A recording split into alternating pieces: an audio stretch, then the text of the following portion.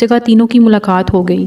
ہر ایک نے دوسرے سے کہا کہ تم کیسے آئے۔ جب بات کھل کر سامنے آ گئی کہ قرآن سننے آئے تھے تو اب سب نے آپس میں معاہدہ کیا کہ ہمیں قرآن سننے کے لیے نہیں آنا چاہیے تھا، کہیں ایسا نہ ہو کہ ہمیں دیکھ کر قریش کے جوان بھی آنے لگیں اور ہم آزمائش میں پڑ جائیں۔ جب دوسری رات آئی تو ہر ایک نے یہی گمان اور خیال کیا کہ وہ دونوں تو نہیں آئیں گے، چلو میں ہی قرآن سن لوں۔ غرض یہ کہ واپسی میں صبح کے قریب جب اسی جگہ تینوں کی ملاقات ہو گئی تو معاہدہ کی خلاف ورزی کرنے پر ایک دوسرے کو ملامت کرنے لگے۔ بالآخر دوبارہ عہد کیا گیا کہ قرآن سننے اب نہیں جائیں گے۔ سبحان اللہ، قرآن سننا اور وہ بھی سرکار دو عالم صلی اللہ علیہ وآلہ وسلم کی زبان مبارک سے، بھلا ان کو کب سونے دیتا تھا۔